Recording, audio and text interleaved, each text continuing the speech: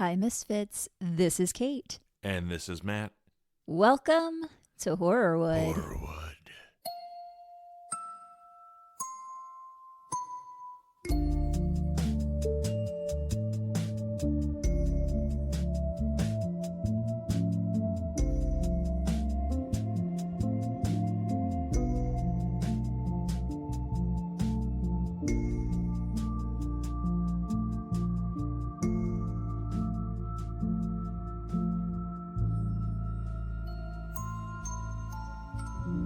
Have a special guest co-host today. Whoop, whoop, whoop, whoop. It's my man, my fella. What's up? It's Matt, who's a whole vibe right now. I'm a whole vibe right now. I can't see your face. Would you mind I can moving see your face. Well, but you're trapped behind all that equipment. Well, I don't know how to. Now I can see you. Testing. Test. Okay. Before we get started today, we do have a very special new Patronian to shout out. What? Glenn Heppard, thank you so much. On behalf of Kevin, I also say thank you. Glenn contributed more. He went above and beyond. That's all I'm going to say. And that helps us out so much. So Glenn, thank you from the bottom of our hearts. Glenn, you're the best. Matt thanks you. We all thank you. And I just wanted to shout out our new Misfit Murderino over there. Fantastic. Due to some scheduling things, Kevin was not available to be my co-host today. Matt, guess what?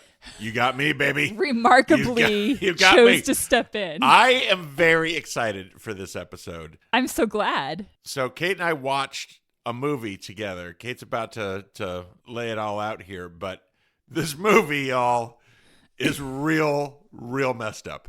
It's quite possibly the most batshit craziest film I have ever seen.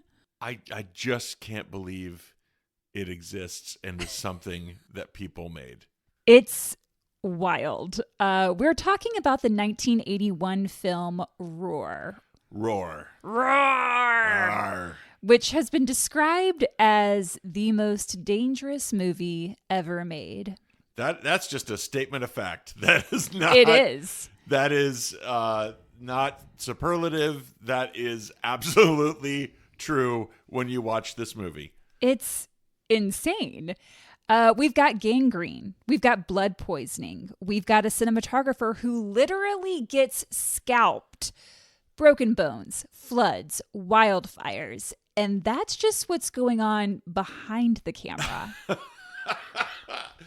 Oh, my goodness. Before there was Tiger King's Joe Exotic and Carol Baskin, there was Hollywood's Noel Marshall and Tippi Hedren.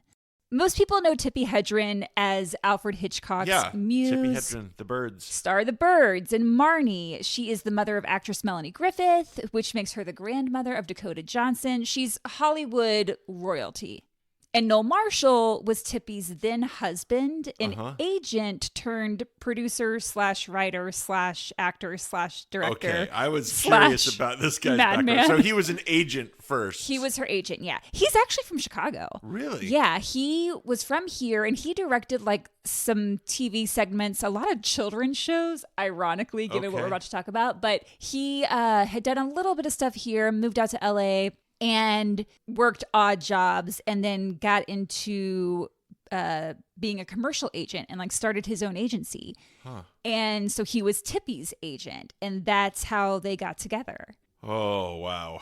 And together they made some very poor choices. Together they made the movie Roar. Roar is about a scientist, played by Noel Marshall, studying the behavior of big cats in Africa. His family, played by his actual family, travel from Chicago to Africa to see him, but when they arrive, they somehow miss each other. He has gone to pick them up from the airport. Meanwhile, they already got a ride to the house. So when they get to the house, they find that it's been overrun with big cats, lions and tigers primarily. You've done a real service to the script in this description that you've done, because it is not nearly that straightforward. And I had to look it up because I was like, what is the plot of this movie? It doesn't exist. I mean, you just created more plot than actually I think there is. I mean, yes, those things happen, but it's so chaotic. It's loose. It's a loose script. Loose. They just play real fast and loose with things happening. It's chaos. It's absolute chaos. And it's supposed to be like a family adventure comedy, which I will say, I did laugh out loud at some points. Well, I mean, there's a very early in this movie, as I recall, a moment where you see a man get injured, and you're like, "Is that real? Oh, that's real. That's a guy getting hurt." Yeah, not just any guy. That was Noel. Yeah. We're going to talk about that. We're going to talk about a lot of injuries, actually. Oh my gosh. Throughout watching it, I'm like, am I actually seeing what it is I'm seeing? I think that's where the laughter with me came from, was just like, what is on my screen right now? So Noel and Tippi claimed their intentions for making the film were, one, to showcase the relationship between humans and big cats in an entertaining way, and two, to bring attention to the need for protection of wildlife throughout the world, which to me sound like diametrically opposed ideas. But I do think they had good intentions. There's something noble in it, but man, that is not what they made. What's the phrase? The road to hell is paved with good intentions. With good intentions, yeah. Yeah. I'm going to preface this by saying Tippi Hedren has a lot of regrets about making this movie and involving her family with big cats. A lot of regrets with this one on account of all the bloodshed and near-death experiences. I also want to put out an animal warning. There's going to be discussions of things where you might think that's not cool, they shouldn't be doing that. Not all the animals come out of this unscathed, despite the film's tagline saying that no animals were harmed in the making of this film, but 70 humans were. Wait, what? 70? Well, and actually, even that part is misleading, but it does grab your attention. Oh, my dear lords in heaven. Noel Marshall and Tippi Hedren got married in 1964. He was her agent, like I said, at the time. Both had been married before and had kids from those previous marriages. Tippi, which isn't even her name. Her name's really Natalie. She was named after the drum. But Tippi had Melanie Griffith, who was 7 when her mom married Noel. And Noel had 3 boys, Joel, John, and Jerry, the 3 J's.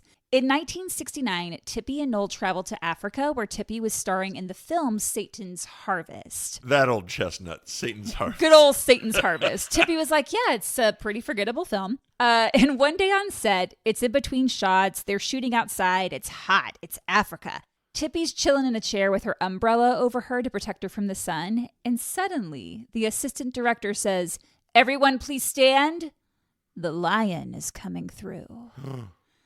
So the entire cast and crew of this movie stand up as this full-grown lion weighing more than 500 pounds saunters towards set, accompanied by his trainer.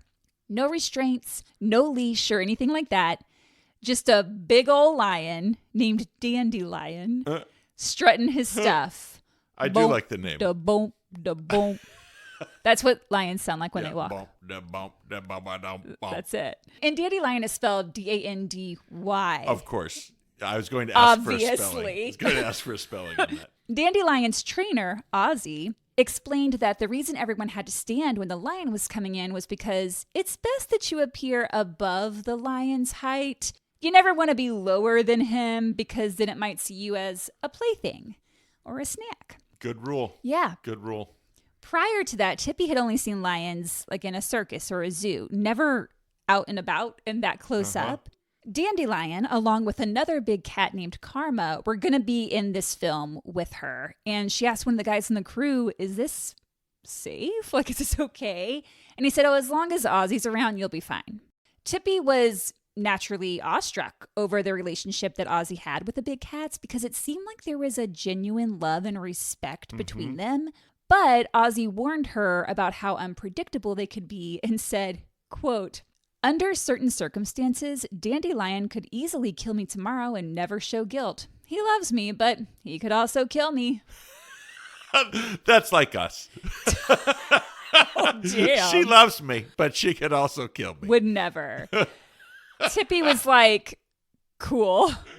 In her book, The Cats of Shambala, Tippi states that the main tourist attraction in East Africa, where she was filming, was to go and visit game preserves, which is exactly what she and her husband Noel would do on her days off. So one day they rent a car and drive to Gorongosa National Park in Mozambique, which today has more than 100,000 animals. Wow. Side note, so 8 years after Tippi and Noel visited there, the Mozambique Civil War began, and throughout the 15 years that the war lasted, 95% of the large animal population was wiped out. Oh, no. But that park is world renowned because it managed to significantly increase the animal population after the war and is a major conservation area. It provides a lot of jobs, generates a lot of income, and does a lot for the community. So it's like looked at as like this shining example now.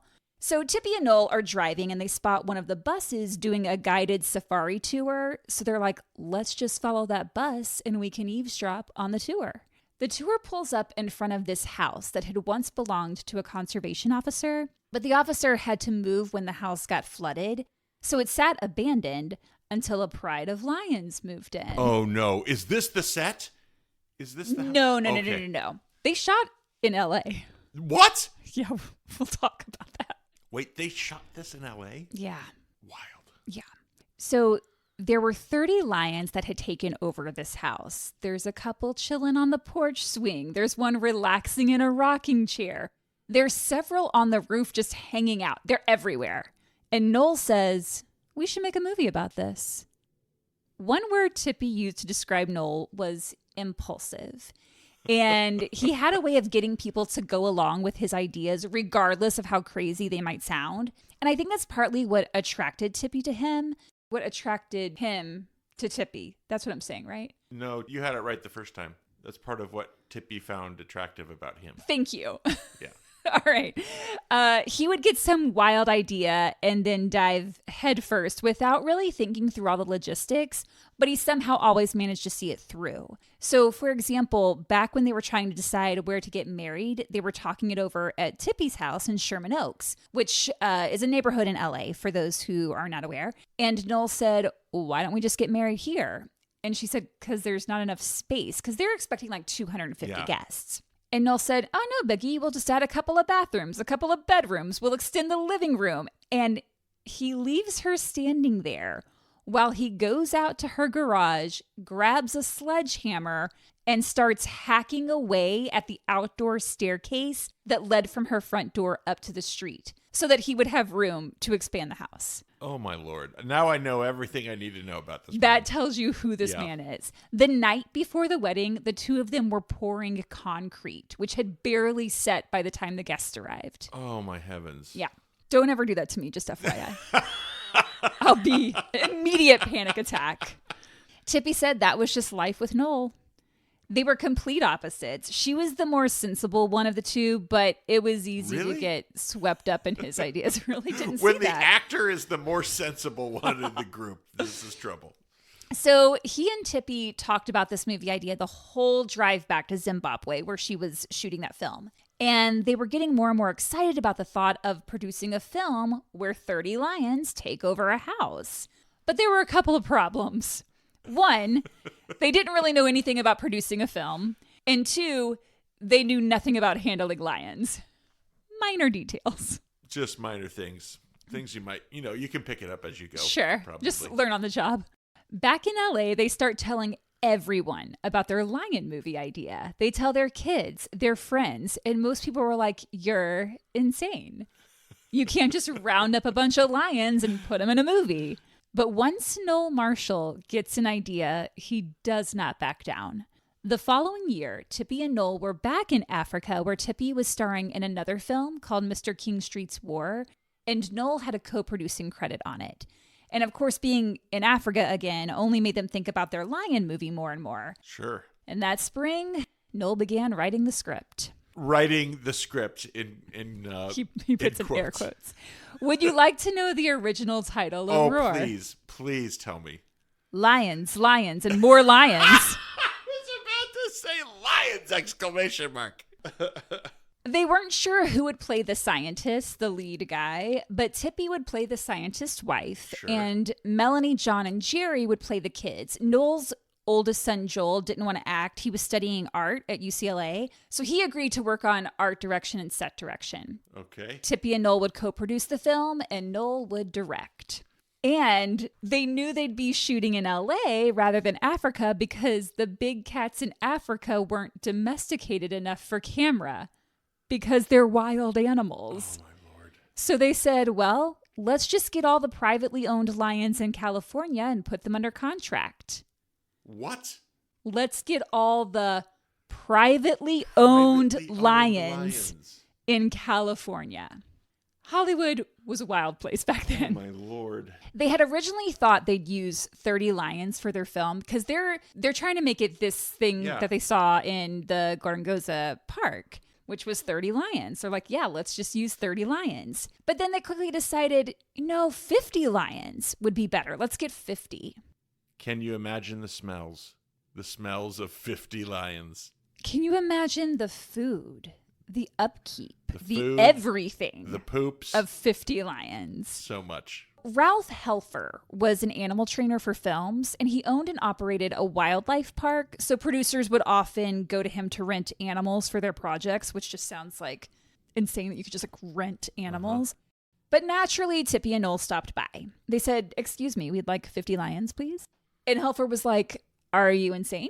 You can't just put a bunch of adult lions that don't know each other together like that. They could kill each other. Because in the wild, lions stick to their pride. The pride lives, eats, sleeps together.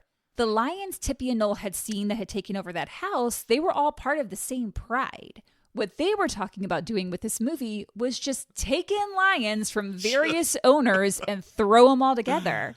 Helfer told them, with adult lions, you have to let them see each other through a fence for a long time before you can put them together, and even then there might be fights. So they walked away feeling a little defeated, but not ready to give up. On December 31st, 1970, they attended a New Year's Eve party. They're laughing, they're having drinks, they're listening to music, and eventually they strike up a serendipitous conversation with a writer. This writer told them about a new novel he was working on. He said, it's got priests, it's got demons, it's still a work in progress, but it's getting there. And Tippi was like, oh, your book could be a cool movie. We're working on a movie ourselves right now. Lions, lions, and more lions. And it's also a work in progress.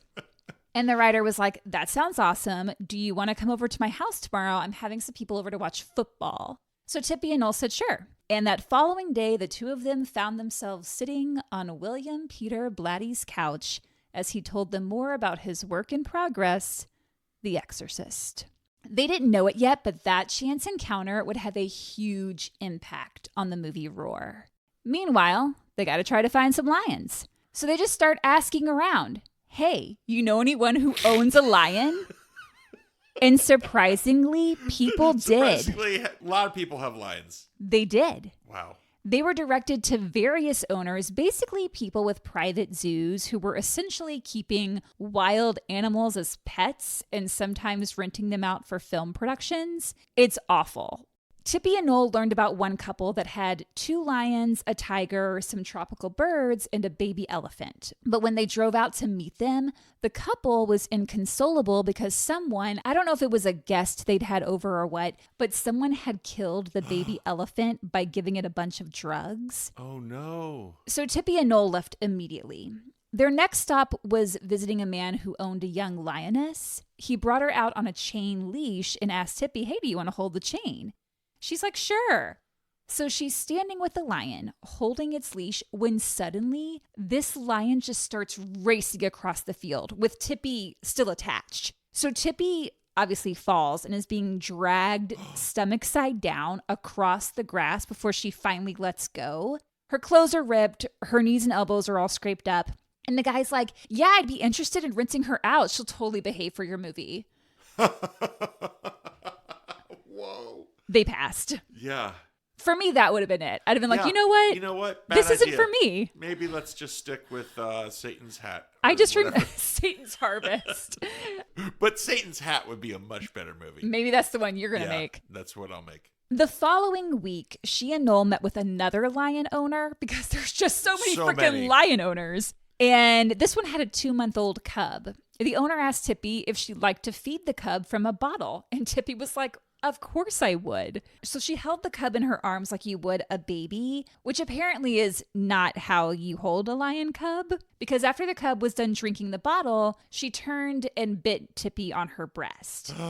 In case you ever find yourself in a position where you need to bottle feed a lion cub, you supposedly hold them belly side down the way they would feed off their mother. Yeah. Just in case you need to do that. Just FYI. The search for suitable lions wasn't going great. Either the lions they met displayed behavior that made them hesitant, or the owners themselves weren't comfortable renting the lions out. So they said, well, I guess we'll just have to create our own pride and raise the lions ourselves. What kind of madness do these people have? Create their own lion pride? Yes. So they're going to raise cubs as a family to make a movie. Wow. They were eventually introduced to a man named Ron Oxley, who, along with another guy named Steve, was building up an animals for hire business in Soledad Canyon, which is about 45 minutes north of Los Angeles. He had a huge black bear, along with several big cats, including a lion named Neil. Neil the lion was a veteran actor. He had worked in TV and film before and was well-trained, and Ron advised Tippi and her family on how to interact with him. So after a few minutes of them sitting next to Neil and scratching his chin, Ron said, to get to know anything about lions, you just have to live with them for a while. How about I bring Neil over to your house? And Tippi said, okay. Okay. Despite knowing that lions were illegal within Los Angeles city limits, and despite the fact that she just lives in a regular house in Sherman Oaks. So for a few days every week, Neil lived with Tippi and her family. What? Ron had a van that he would bring Neil in, and it was this covert operation to get him from the van down the steps to the front door without being seen. They already had actual pets, a cat and a dog. And Ron said, oh yeah, Neil's probably going to try to eat them, so you better lock him up.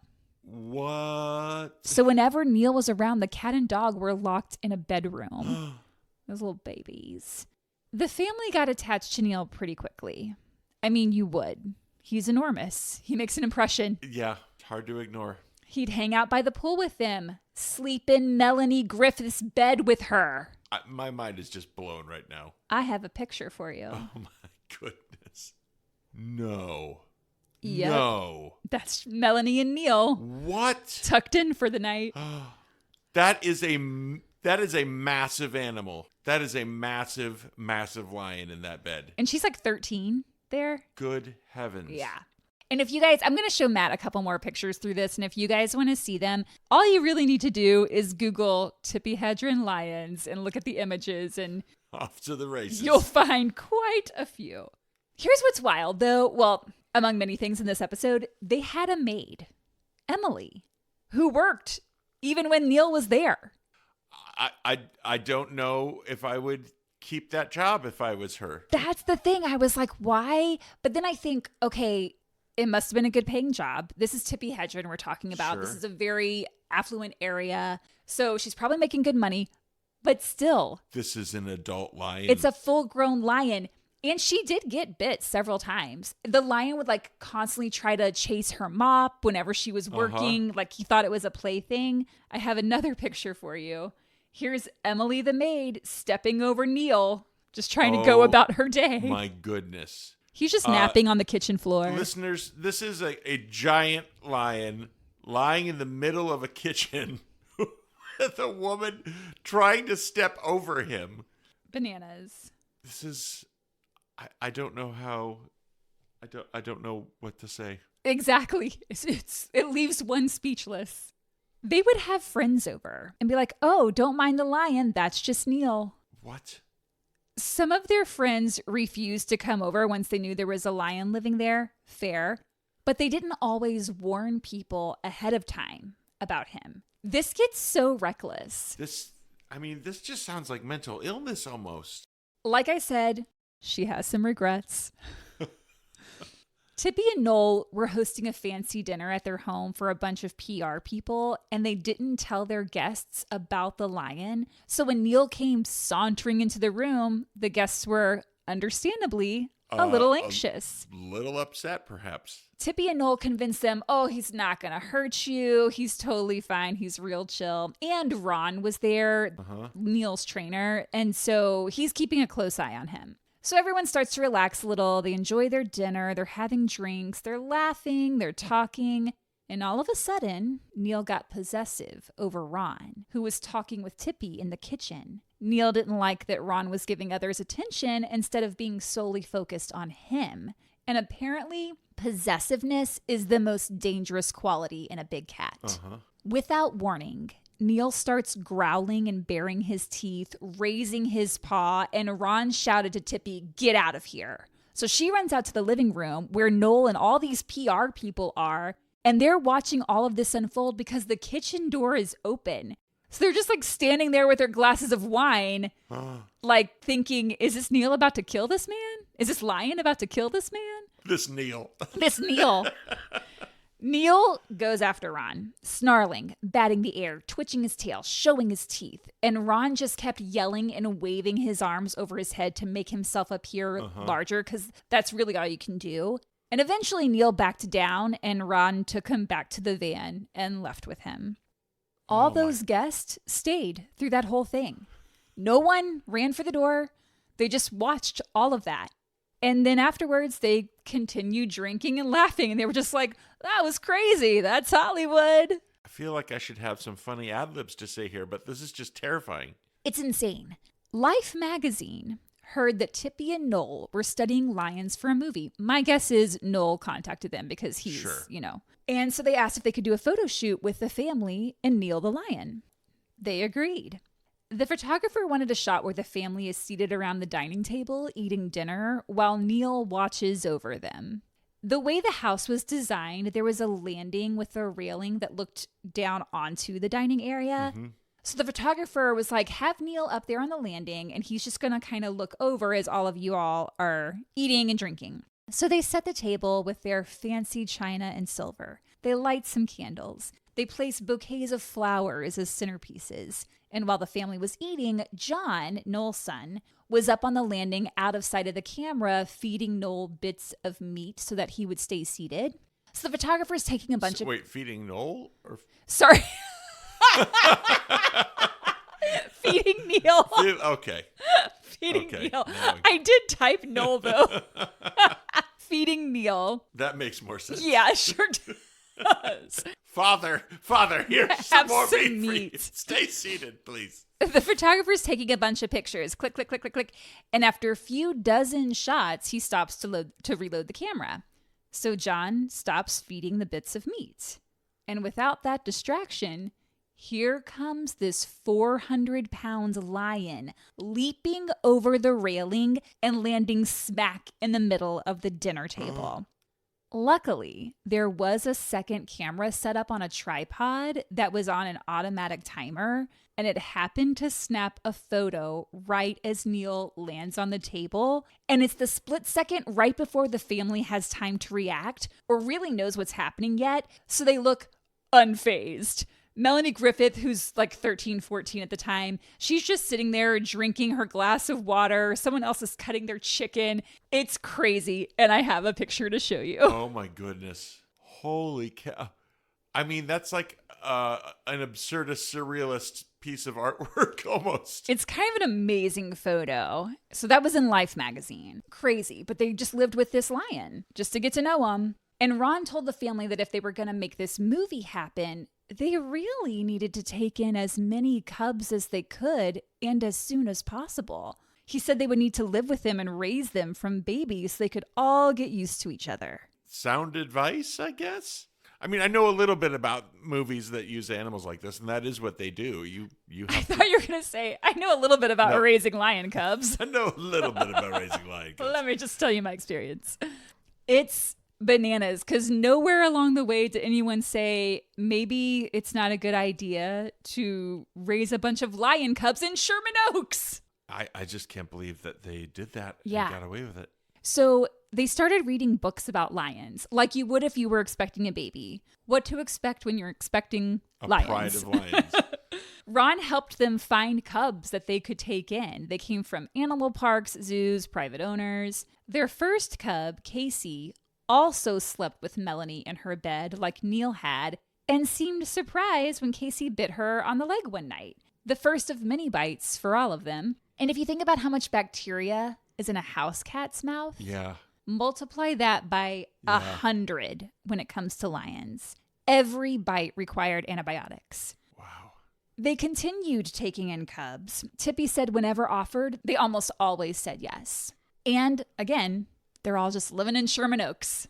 Tippi said they just ignored the fact that in a few years, all these cubs would be 400 to 500 pounds. Oh, my goodness. Whenever they felt they had more cubs in the house than they could handle, they would give them to friends and assure them it was just so much fun raising lions. Oh, my goodness. They gave one to the then president of Warner Brothers Studios and his wife, thinking that when it came time to secure financing for the film, the Warner Brothers president would thank them for the lion by backing the project. So like a bribe. That's insane. Bribed with lions. Insane. You have a lion. Spoilers, didn't work out that way. Yeah. They did not back the film. With the lions living in their home, Tippi and her family did learn a lot about the cats, how to wean them from a bottle, how to teach them to walk on a leash, what the different sounds they made meant. There was a vet that specialized in caring for big cats, and he taught Tippi how to give the animals shots and administer medications. Meanwhile, Tippi and Noel's friendship with William Peter Blatty, or Bill as they called him, continued to grow.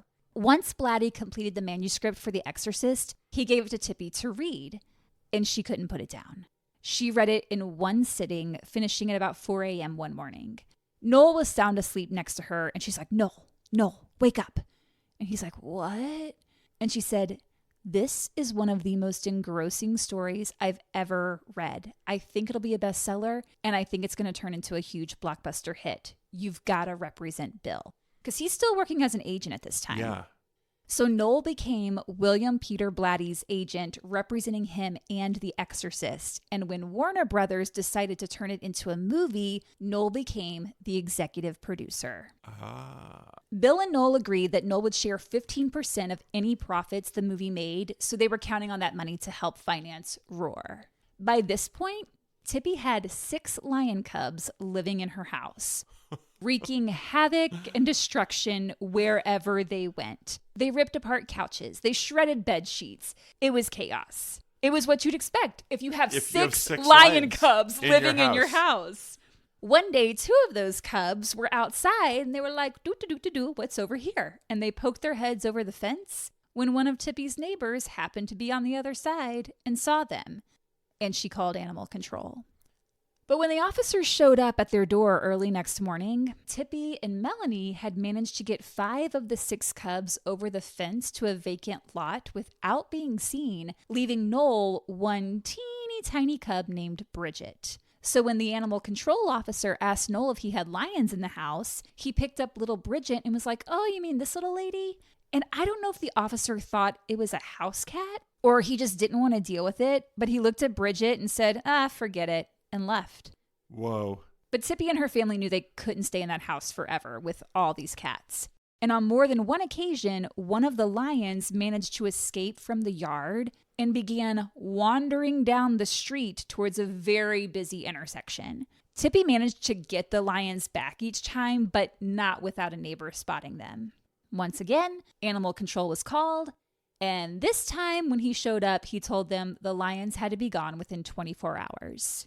They took them out to that place in Soledad Canyon where they'd met Ron and Steve, and those guys agreed to board them. But it was only a few days before impulsive Noel bought that entire property.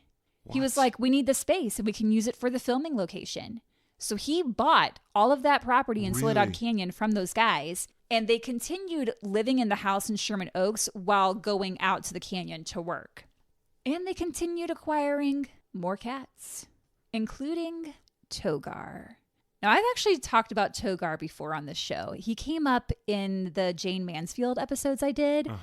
episodes for subscribers, which I don't know that I'll ever release those for free because that was a lot of work. But Jane Mansfield had her own private zoo, basically, and she had befriended Church of Satan founder Anton LaVey. Anton LaVey owned this lion named Togar and had raised him from a cub, raised him in his house in San Francisco. He would take Togar for walks in public, bring him along when he was running errands. But as Togar got older and bigger, he became more destructive and dangerous. And eventually LaVey donated him to the San Francisco Zoo. But even the zookeepers there could not handle Togar. So they called up Tippi and Noel and they were like, hey, do you want this lion? And they were like, sure. Whoa. So much for raising all the lions from cubs, because now they're taking in adult lions. At the same time, Noel was busy transforming their new property, which was desert, into something that could pass as Africa for the film. He planted a bunch of bushes and cottonwood trees, turned the small pond on the property into a lake. It was a very slow process. Then one night, Noel turns to Tippi and says, oh, by the way, we're getting a pair of tigers. What? There are no tigers in Africa. And when Tippi pointed this out to him, she's like, how are you going to work tigers into a story about lions in Africa? Noel's like, yeah, I'll figure something out. I mean, all that tracks. This is where I feel like it became less about making a movie and more about an obsession with these wild animals. Like, he becomes obsessed. And what's interesting is that I was watching a documentary about the making of this film, and a lot of the crew members talk about how Noel kind of fancied himself as like the king of the hill, like the king of the pride, the main lion, like that he thought he could just like control all of these big cats. And you see it. You see it in the movie. You see it in the behind the scenes footage. It gets scary. So their menagerie continued to grow. They had 25 lions and tigers when they took in a 10,000-pound bull elephant named Timbo. Oh my gosh. First of all, where are they getting the food to feed all of these This is an enormous amount of food. Yeah, they did have companies in Los Angeles, like food companies, that were sending them, they would send them like 1,000 pounds of frozen meat that they would defrost daily for these animals. Holy cow. As their animal population grew, so did their staff. Unfortunately, one of the staff members stole 2 young tiger cubs one night because he wanted to show them off to his friends. And afterwards, he just left them in a silo at an abandoned farm. What?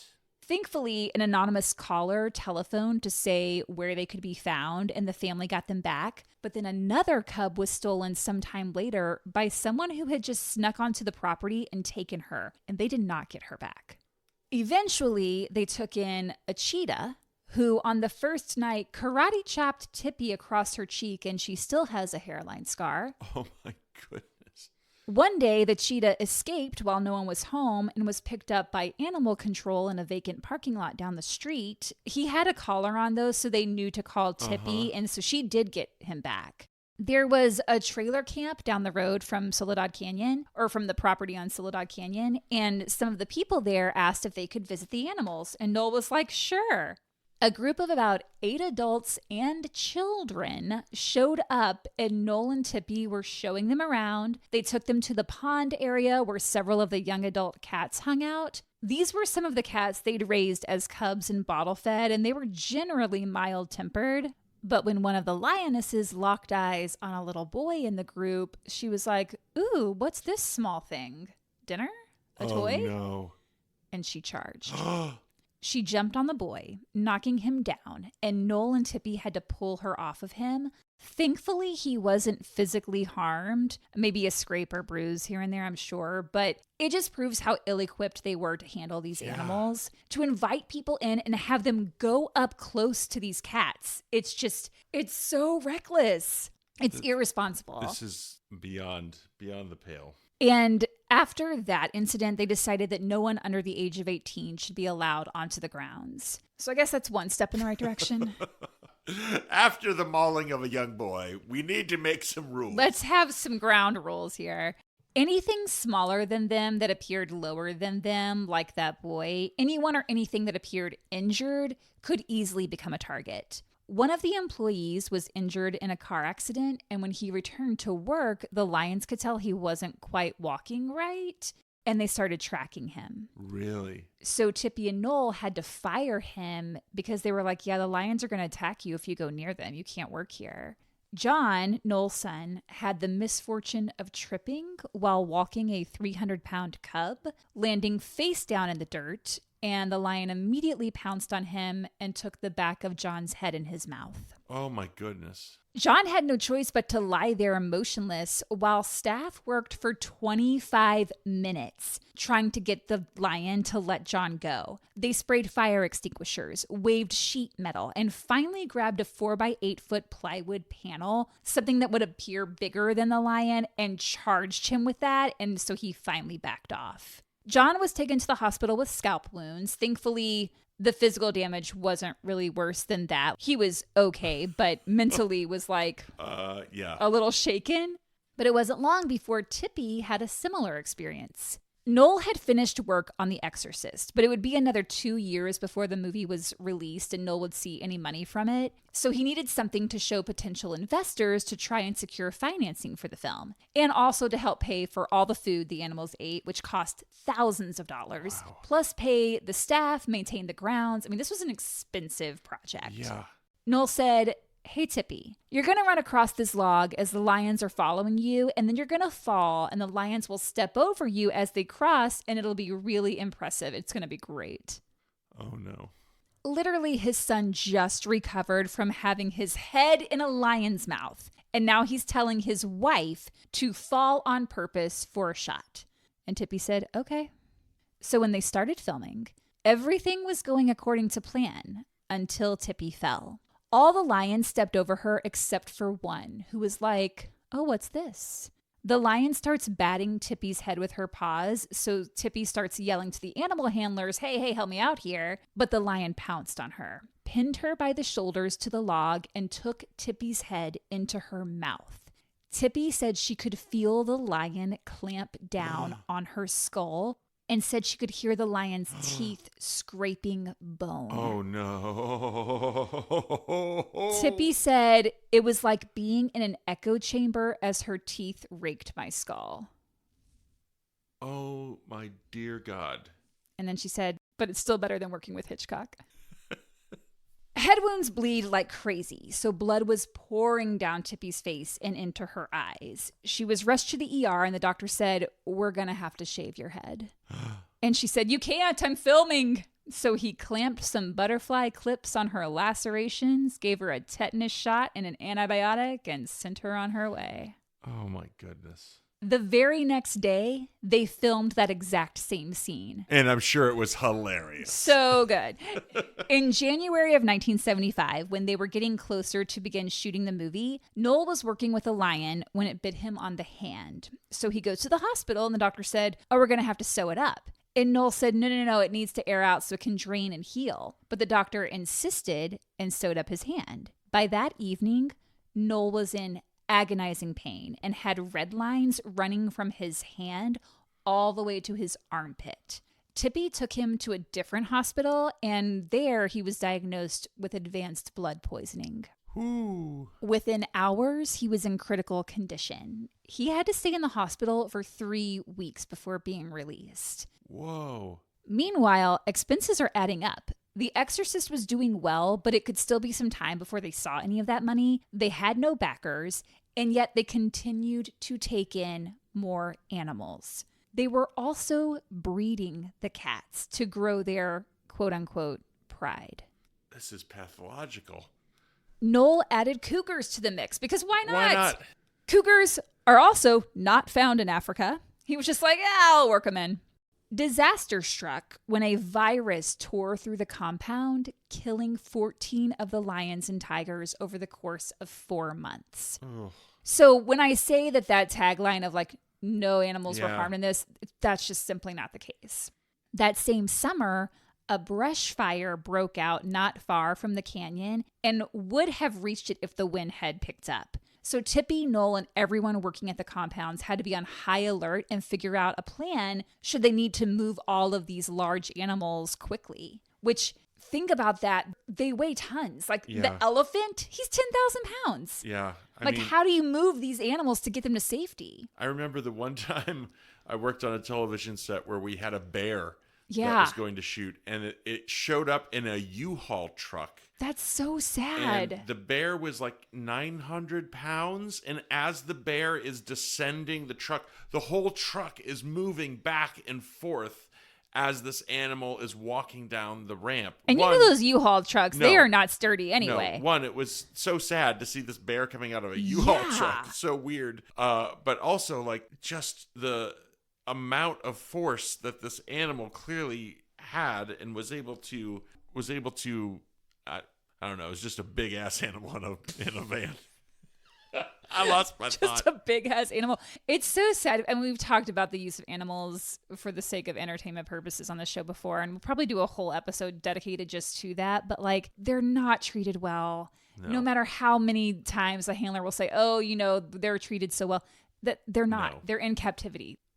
Soon after this brush fire scare, they learned that Bill Blatty, their old buddy over there from The Exorcist, had changed his mind about giving Noel a 15% share in the profits. The two had a verbal agreement, but nothing in writing, so Noel sued. And he would eventually win, but it was like a couple of years before he saw anything. So they had no money. It cost a minimum of $4,000 a week in 1970s money just to pay for food for the animals, pay the staff. Timbo alone, the elephant, ate 500 pounds of food a day. Yeah.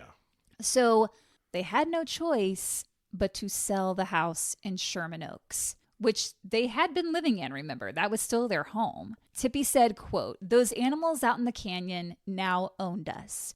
We were captives of that unmade movie and the 80-odd cats plus Timbo that we had collected to make it.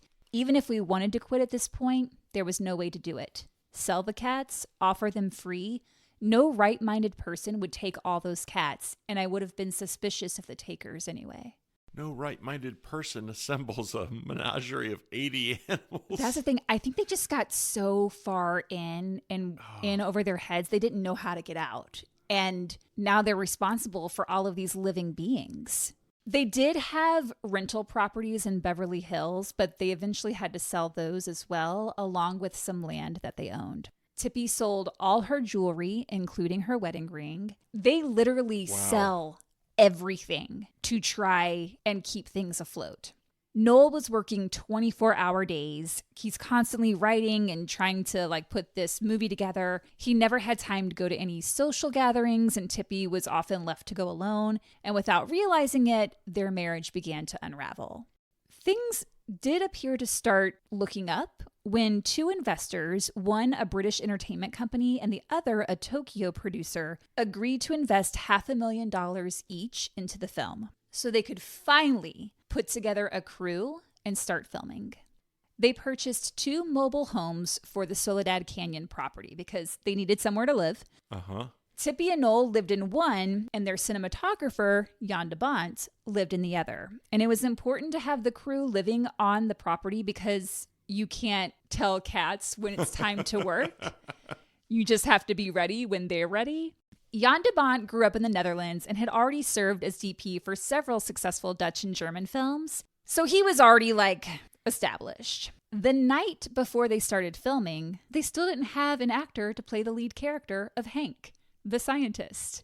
The night before they started filming. What are they thinking?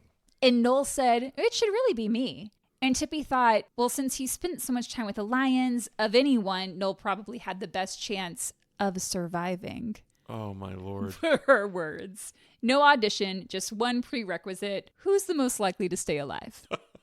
For Hank's assistant, they cast Carlo Mativo, who went by Mativo. Originally from Kenya, he told Noel, "Where I'm from, humans and lions don't hang out with each other. The humans stay over here, the lions stay over there, and that's how we coexist."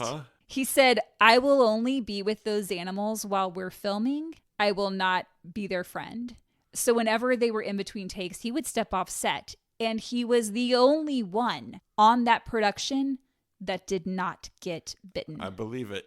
I believe it. He's fascinating. I didn't write this down, but like he got like a degree from UCLA in theater arts. He got his master's in, I want to say journalism, and then he got a PhD in something. Like he is kind of an amazing person. He just passed in 2021, but he was kind of an amazing person. And he's relegated to just stupid bits in the movie too. And he was deathly afraid of the cats. And most of his scenes are with the tigers, as I recall. Yeah, well, he's with the tigers and the lions, and they keep taking his jacket or whatever it is. Taking his jacket. And that's what's scary is that they get possessive. Yeah. So Noel was constantly having to like guard him to make sure that he wasn't bitten by one of these lions. It was madness. Oof. By the time filming began on October 1st, 1976, their cast of animals included 132 lions, tigers, leopards, cougars, jaguars, elephants, aoudad sheep, ostriches, flamingos, black swans, storks, and other birds. And they planned to rent some chimpanzees and zebras as well, just, to fill it out. Good God. Remember, this was supposed to be a movie with 30 lions. The hero of the film was a lion named Robbie, who they'd had since he was 2 years old. They expected this to be a 6-month shoot, and it probably goes without saying it was non-union. Mm-hmm. For one, they didn't have the money to pay a union crew, and they knew union workers probably weren't going to want to risk their lives working with these wild animals. So they basically hired anyone looking for a job. They put ads out in the papers looking for a script supervisor, looking for a camera assistant. And most of the people they hired had never done these jobs before, had never worked in film. Several of the film crew were employees that had worked maintenance on the property in the canyon. It was basically like, if you're willing to risk your life, you could work on Roar. Wow. Get your credits, yo. Well, that was the thing. For those who did want to get into the industry, working on the film got them their union card. So, like, it did help some of their careers. They just had to stay alive. That was the key. That small thing. They weren't able to get insurance coverage for the film. Wonder why. Wow, crazy. No insurance company was willing to cover a cast and crew working with all of these wild animals. And in her book, Tippi writes, quote, "If someone was maimed for life or fatally injured, Noel and I would be solely responsible. But I suppose we were so excited about having the startup money that we refused to believe that serious injury would occur." Yeah, it just didn't cross our minds. I don't know if it was like wishful thinking or the sheer stupidity or naivete. It just speaks to like this weird reverence I think they have for the animals and how these animals are sacred and we will be friends with them and we will magnify them on screen. And it's this very romantic vision of, I think, what they wanted to do that is not at all real. Not at all. I do think that they had this idea that like they were helping these animals and, serving this mission. And instead they were endangering the lives of not only themselves, their own kids, but like all of these people who had agreed to work for them. 2 days before filming began, Noel gathered the cast and crew together to go over some things, like how not to die. He told them, don't leave jackets or anything lying around because a lion could become possessive over it. Don't wear shorts because the lions are attracted to bare legs and will go after them. Don't wear sandals, they'll go after toes. And after this meeting, a couple of the crew members were like, you know what? I just remembered I have somewhere else to be for the rest of my life. So, gotta go.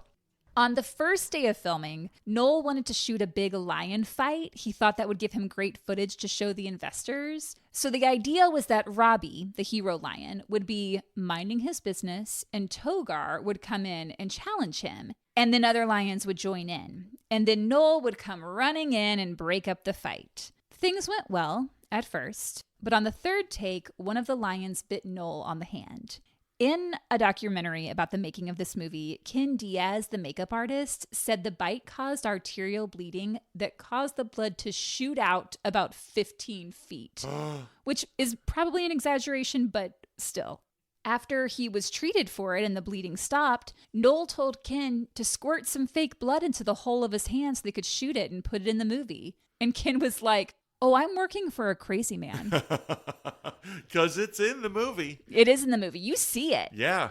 Noel's other solution was just pour some hydrogen peroxide on it. There was bottles of hydrogen peroxide everywhere. So anytime anyone was bitten, it's like, just throw some hydrogen peroxide on it. Good God. It's like in My Big Fat Greek Wedding, where it's Windex. Yeah. Just squirt some Windex. Noel's just like, pour some hydrogen peroxide on it. You'll be fine. By the end of that day, Noel's entire arm was infected and he had to spend a week in the hospital. Of course. Shortly after this incident, 19-year-old Melanie went to Tippi and said, "Mom, I'm out. I don't want to come out of this with half a face." And she quit the film. They replaced her with one of her friends named Patsy Ned, who had spent a little time with some of the cubs when they first got them years before, but hadn't been around them as adults. Yeah. But she was like, "Sure, I'll be in your movie." I feel like there's a false sense of security in films. I feel like you think you're being protected, like, oh, it's make-believe. But that's not the case. Like, these are real animals. They're real dangers.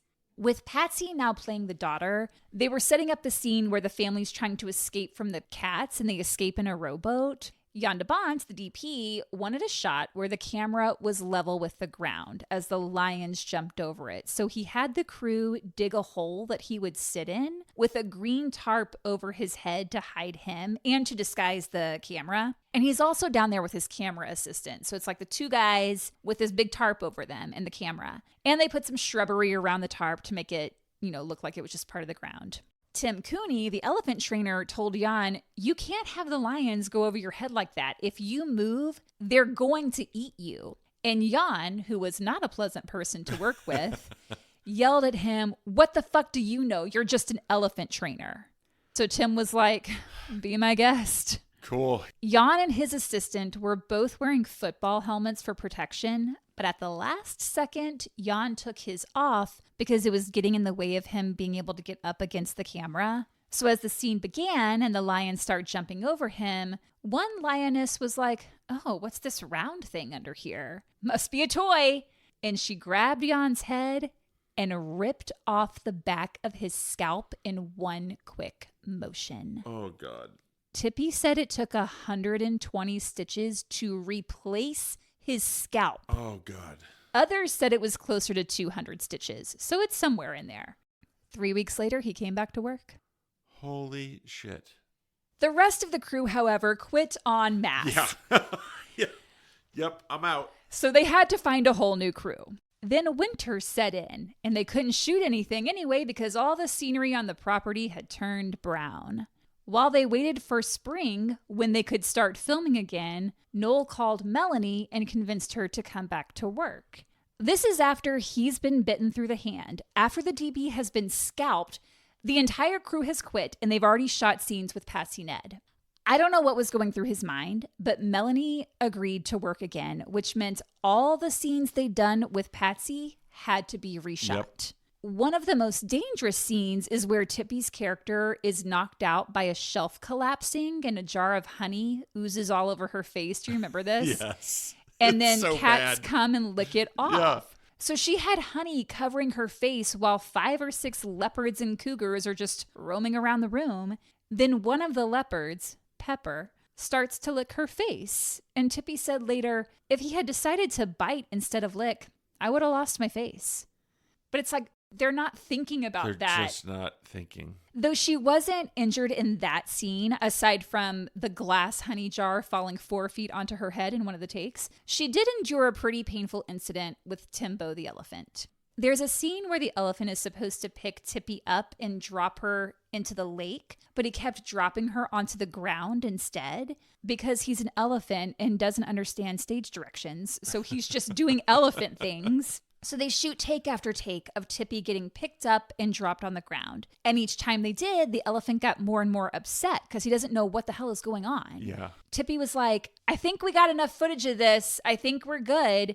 But Noel's like, "No, we need to do more takes." And that was one thing with Noel, is that he just kept going and going, like pushing the boundaries of what these animals could do. So on the 13th take, Tippi, who at this point has to be pretty tired from being picked up and dropped over and over again, failed to pull herself up properly onto Timbo's head, and her right leg got caught between his trunk and his tusk, essentially crushing it. She blacked out from the pain, and Timbo was just swinging her back and forth before finally dropping her on the ground. She had fractured her fibula, her whole leg was swollen and black and blue, and she needed crutches to walk. Oh, no. And that scene is in the film. They just reversed it. So it looks like Tippi's being picked up, but that's actually where she fell and was hanging. And so, like, that's when she's blacked out. Oh, my God. They just reversed it to make it look like he flipped her up on his back. Wild. Not only that, they'd run out of money and had to shut down production. Yep. A few weeks later, Jerry, Noel's son, who was also in the movie, brought a girlfriend over to show off the lions. And one of them, Mike the lion, who was possessive over tennis shoes, went after Jerry's shoes and ended up biting him in the thigh. It was a deep wound and it was really serious. Ooh. So John, his brother, takes him to the hospital. Tippi, still on crutches, goes there to meet them. And Tippi says to the doctor, hey, while I'm here, can you just check my leg? It's still really painful and it looks awful. So the doctor examined her and he's like, yeah, you have gangrene. Both she and Jerry had to get plastic surgery. Jerry was released after a few days, but Tippi had to stay longer because she also needed a skin graft. Oh, my goodness. With production shut down, several of the crew left to go work on other projects, probably for the best. Noel was trying to drum up more money from investors, but without any luck. And not only that, the investors they did have saw the footage they'd shot so far and wanted their money back. Ooh. They were still determined. They'd shoot a day here, a day there. It took 2 months just to get 5 days of filming. Noel and Jan were not easy men to work for. Noel seemed to like a lot of chaos and panic on the set. I think his name is Courtney Gooden. He was a production manager. He was talking about the cameras. Panavision had loaned all these cameras for the film. And so this guy, Courtney, called it, we're shooting in panic vision because Noel loved a panicked set. He was constantly yelling at the cast and crew, including his own family. So when it came time for Melanie to do this one particular scene with a lion, she was scared. She's seen what the lions have done to everyone else on this film. So she goes to John, her stepbrother, who's really the only one brave enough to stand up to his dad. And she says, John, I'm really scared. So John goes to Noel and says, hey, Melanie is nervous about this scene. And Noel just says, oh, she's being stupid. Tell her to do it anyway. So John goes to Melanie and he says, hey, I'm going to be just a few feet away. They had a safe word on set, which was Noel. They used that because since that wasn't his character's name, they were like, okay, Noel will be the perfect safe word. So they're doing the scene and the lion starts to kind of bat at Melanie and she's starting to freak out. And she starts saying, Noel, Noel. But it sounds like no, like she's just talking to the lion. So Noel doesn't do anything and he just lets this all unravel. That's when the lion wrapped his paw around Melanie's face from behind and clawed her, scratched her all the way across the face. Blood is pouring down. She was rushed to the hospital and had to have plastic surgery. Oh, my goodness. And still has a scar. Once again, the crew quit en masse after that incident. They went through several crews. There was so much turnover. Jan Shaw, the script supervisor, who had never done script supervising before, she was like, what do I do? And Noel's like, just do this. She's like, all right. She said there must have been at least 100 people from the cast and crew that had to be treated at the hospital. I've read that only 70 were documented, but I'm sure that number's higher if you just count like bites and scratches and things like that. Doron Copper, a camera assistant, got bit by a lion and had puncture wounds in the front of his neck, the back of his neck, up through his cheek near his eye, and had part of his ear ripped off. How were there not lawsuits? How were there not just tons and tons of lawsuits? Yeah, it's so crazy that people continued to show up for work. I mean, a lot of them quit, but some of them stayed. Yeah. There's some discussion about that in the documentary. There was some kind of draw. Well, Tippi Hedren's a big deal. The cats were a huge draw because they felt like, when are we ever going to have this opportunity again? Everyone lost their minds. That's what happened. Everyone just lost their freaking minds. And it was the 70s. And it was the 70s and shit went wild. Tippi writes that one night, someone, they never learned who it was, deliberately opened the gates and let the cats out of their compounds. So in the middle of the night, they went out to round them all up, but not before the cats had gotten to where the birds were kept, killing 4 of the ostriches. Oh, no. Then came a scene where Noel has just gotten out of a bath and is walking around in his underwear. So right away, bad move because he's not wearing pants. And he himself said you always need to wear pants around the cats. I think he thought he was like invincible around these cats. You can kind of see it in the movie. Yeah. And he kept doing take after take and was really pushing the boundaries and getting the cats riled up. And they were getting more aggressive. On take 21, one of the lions had had enough. He comes up behind Noel, clamps down on Noel's bare leg, and drags him off like he's going to take him for dinner. Crew rushed in, managed to get Noel free. He's got 8 deep puncture wounds on his thigh, and they just start pouring hydrogen peroxide on his leg and take him to the hospital. However, he refused to stay at the hospital and left within 2 hours. He went back and forth for the next week to the hospital in severe pain because Tippi kept taking him. She was like, you're not okay. Finally, he was diagnosed with severe blood poisoning, and they told him they might need to amputate. For the second time. While he was in the hospital, the flood came. It was February of 1978, and Los Angeles got one of the worst storms that year. They got around 19 inches of rain within 24 hours. The Santa Clara River, which ran nearby, broke through a dam about 5 miles from where they were in the canyon. A lot of the crew were living on the property for the duration of filming, and so they start to hear this hissing sound. And they're like, what is that? And when they looked up, the assistant cameraman said it was a wall of water coming their way. It looked like a tsunami. Because remember, they're down in a canyon. Yeah. As the water came through, it broke up one of the trailers, which then took out a fence keeping in some of the cats. So the cats got out. Tippi and the other staff worked for hours, rounding up cats, loading them onto trailers if necessary. But this wasn't something they'd planned for. They were in over their heads. Tempers were flaring. They're arguing about how best to round up all the animals. They had to find temporary spaces to keep them until the storm passed. But things got worse before they got better. Water flooded the canyon, wiping out all the production buildings, the entire set, and the animals' homes. 2 of the cats were swept downstream towards the trailer camp, and when people saw them, they called 911, at which point officers came out and shot and killed the animals for fear they would hurt humans. Whoa. Robbie, the hero lion, had gotten loose, and some of the crew, like from some of the film crew, were trying to coax him back over to them. But officers saw the lion and thought he might attack the crew, so they shot and killed him. No. Yeah.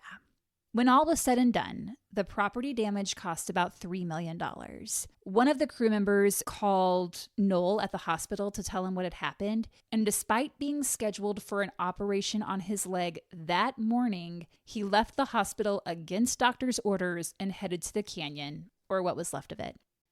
They spent a couple of weeks replacing the fencing and getting the animals safely within compounds again, when in March, another flood came through, undoing all their work. Oh my gosh. Take the lesson. There are so many signs. There are so many signs where they should go, this is it.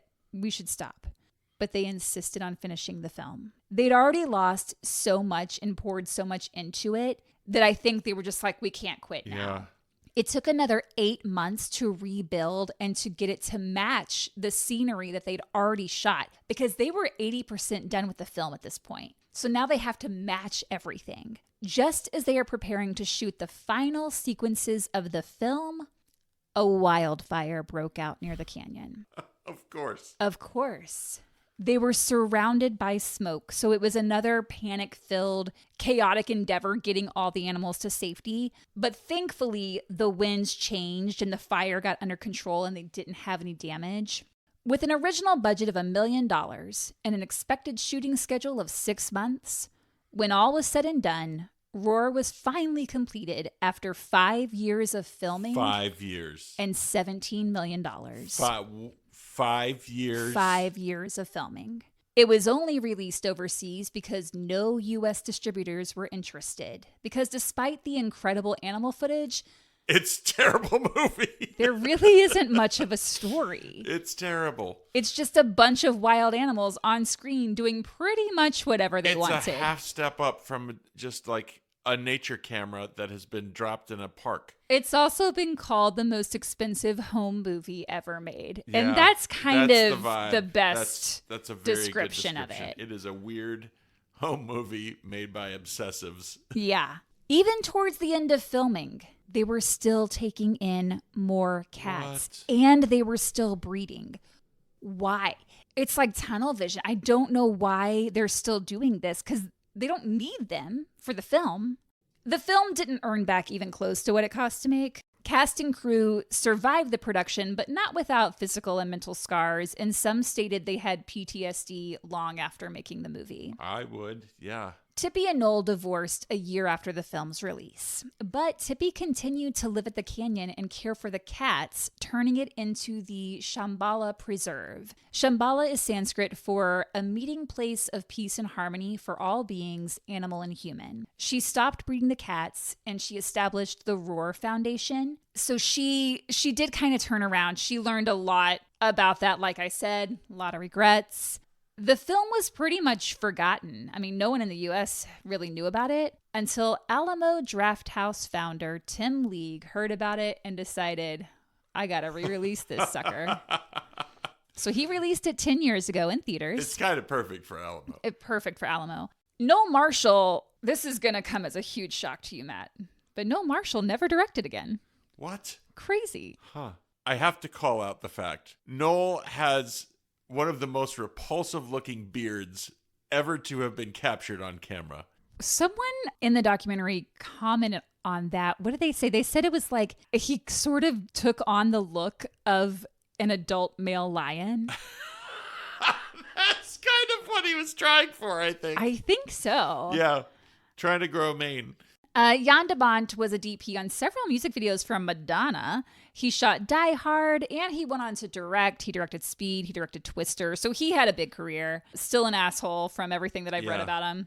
Tippi, who will turn 96 years young next month. Wow. Remains... I didn't know she was still alive. She's still alive. Wow. Remains the president of the Shambala Preserve. What's the most memorable scene in the film? Oh, the most memorable scene in the film? What scene sticks out to you? I mean, at the very beginning, seeing him with his hand, like his hand getting hurt, that for me, it was like, oh, this is not a normal movie. Like, I think I just saw that man get eaten by a lion. For me, it's the skateboarding lion. Oh, yeah, I did love the skateboarding lion. I think about that scene when I think about this movie, and Noel and Tippi fought over that because Tippi really wanted that in. She thought that would be like a fun, because again, it's supposed to be a fun family adventure comedy. So she thought that would be a fun scene to put in. Basically, this little lioness cub discovers a skateboard because they've gone through all the family's luggage, and the lion essentially teaches herself how to ride the skateboard. Tippi loved it. She's like, I want to put this in. Noel absolutely refused. He was like, skateboards are stupid. Skateboards aren't cool. That's a dumb idea.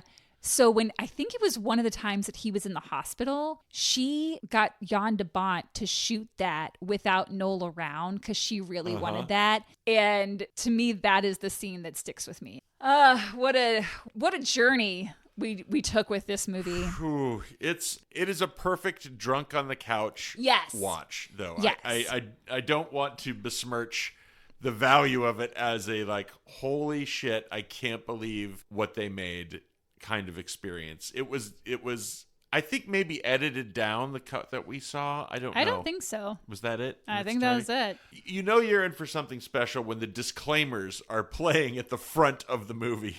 Well, again, I mean, that's where they're saying, like, no animals were harmed. Yeah. But that was a tagline I think Drafthouse came up with to sell the movie. I don't think that was the original way it was marketed. Yeah. There were a lot of weird Noelisms, I think, though, at the beginning in terms of how that title sequence played out. I was just like, oh, I'm watching someone who has a very peculiar sensibility about what this movie is and what he wants to communicate to his audience before they've even seen really what it's about.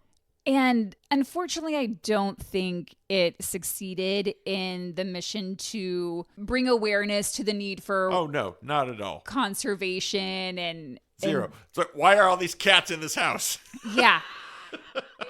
When the film was re-released 10 years ago by Draft House, Tippi Hedren and Melanie Griffith wanted nothing to do with the promotion of it. They wanted to forget it. Tippi Hedren really didn't want people to see it because, again, she has had a change of awareness, I should say, of why you shouldn't have big cats as pets. And Melanie Griffith didn't want anything to do with it. And then her brother sent her a DVD of the movie. And then she contacted him and she was like, can you send me 10 more?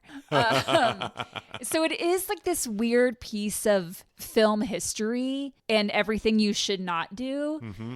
But yeah, it's wild. So you can buy the DVD if you so choose, or Blu-ray or whatever. And I think that, because this was 10 years ago where this was advertised, there's a website called roarthemovie.com that John Marshall was heading up. And if you purchased the DVD, the proceeds went towards the Shambala Wildlife Preserve. I don't know if they still do. I would imagine they do. Mm-hmm. And you didn't hear it from me, but if you maybe don't have the money, sometimes YouTube has the full movie on it? Has sometimes. Yeah. So that's just something about that. And if you would like to leave comments on this episode, you can do so on Instagram, Facebook, YouTube, or Spotify at Horrorwood Podcast. Or you can shoot us an email at horrorwoodpodcast@gmail.com. Or you can be like our newest subscriber, Glenn Heppard, and you can either subscribe on Apple Podcasts or you can subscribe on Patreon at patreon.com/horrorwoodpodcast. I still have to figure out a way to make that a little smoother now that we have 2 subscription things happening. Yeah.